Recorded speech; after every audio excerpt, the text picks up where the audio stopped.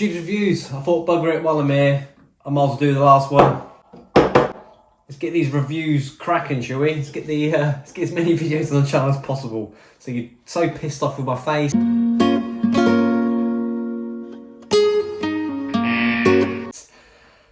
Actually, no, that's wrong actually, because then you might not watch anymore. That'd be sad. Anyway, right. The last and final sample from Mr. Kelly Sparks. It is the Lagavulin 11 year, so I did remember that right, and it is the Offerman Edition. I knew it was a special edition of some sort, but I wasn't sure which one.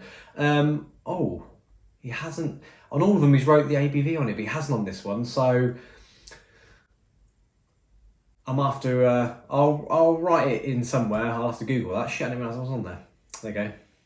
Not informing you properly of what's going on here. But yes, God, this one is filtered the tap. Get in there. So yes, back to some Scotch.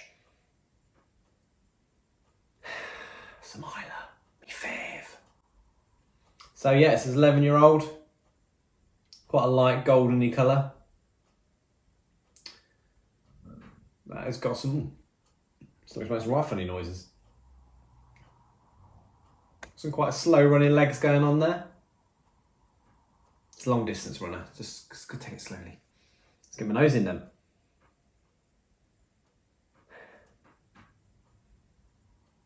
I'm having that weird thing where one nostril, I mean my left, I must have a slightly blocked nose. My left nostril, really light. I'm getting all the briny, I'm getting all the sea salty sort of smells that you get from an Islay. Then I flip it over to my right nostril. Boom! It's a lot stronger there. Not a lot of burn in this, so I'm assuming it's not overly high, but that doesn't necessarily mean that that is the actual truth. In fact, I'll probably spring up right now ABV of this. There we go.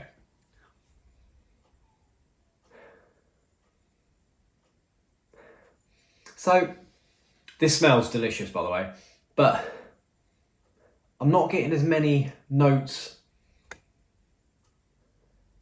as I would off a Lefroy. There does seem to be more in a Lefroy than this. I mean, I haven't had a Lagavulin for a long time. I can't tell you off the top of my head, so I haven't actually got a bottle. I've only had it to try.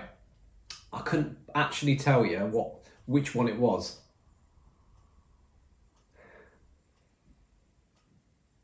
There's a slight ashy smell in there. Not so much campfirey. It's more ash.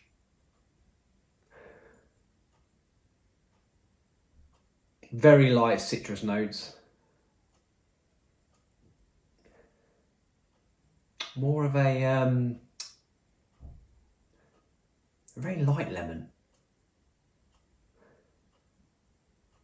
Rather than like real tart sort of lemon juice, it's more of a lemon that you get probably in a washing up liquid. Not washing up liquidy at all, just the actual like the lemon sort of fragrance. It's lighter. Get a bit of an earthy smell in there as well.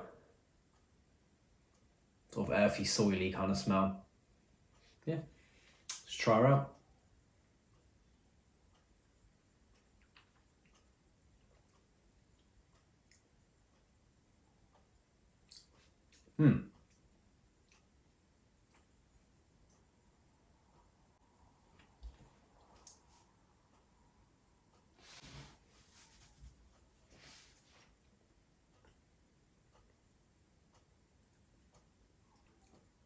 So I said it smelled ashy,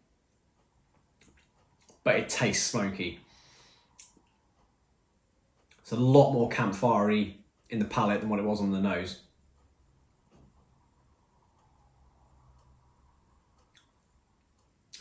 Getting a light currant taste to it. Maybe a bit cranberry. Sort of mincemeat and cranberry.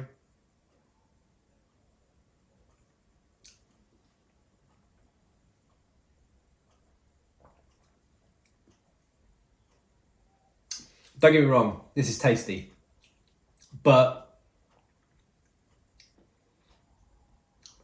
it's not as good as a Lefroy, I don't think. I prefer a Lefroy. It's got more notes. I'm just going by memory now, so I might be wrong, but I'm just getting the feeling that so I've had Lefroy Select before, which is a more cheaper version of Lefroy, and I think it's more on that level in my opinion. But I mean, this is the Offerman Edition. I think this is like a fairly mid-range like price whiskey, so.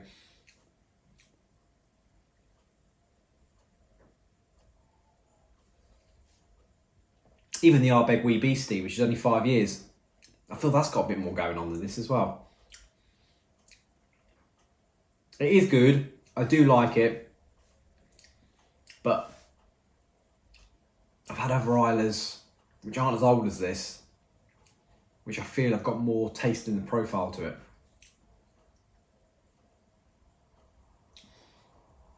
There's not a lot of finish there. I know it's in there. I know I've had whiskey in my mouth, but the flavours died off quite quickly. They didn't hang around too long.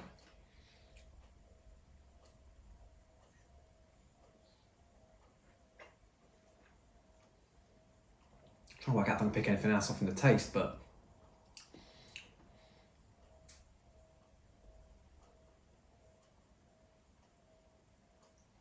I think there's a slight appley hint in there.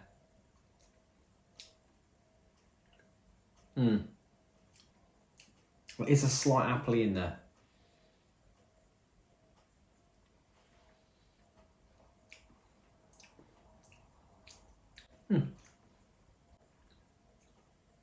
Smoky, currantly apple.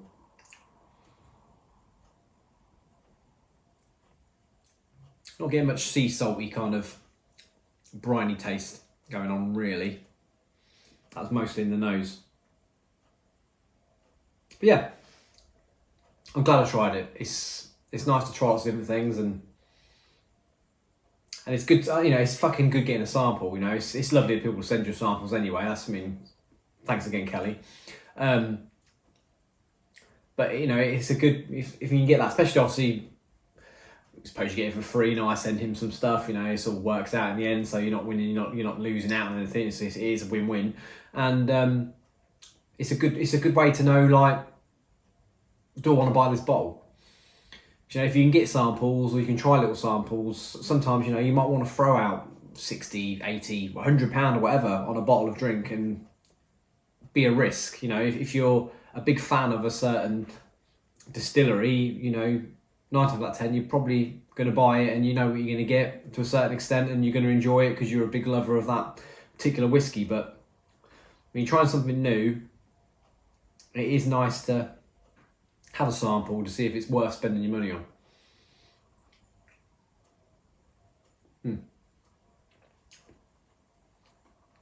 I don't personally think I'd buy a bottle of this, because I know that I'll get something nicer out of a Lefroy or an Ardbeg. I know I've tried a lot of them, I know what I like, and I think I would definitely choose them over this particular Lagavulin anyway. But yeah. Thanks, Kelly. And that's the final one of the samples from him now, so I shall crack on with something else next time. But thanks for watching. Don't forget to like, subscribe, check out the website, it's all in the description below, and if you want to join the Patreon, I'll be very grateful. And that's all really. So until next time, cheers, and I'll see you again.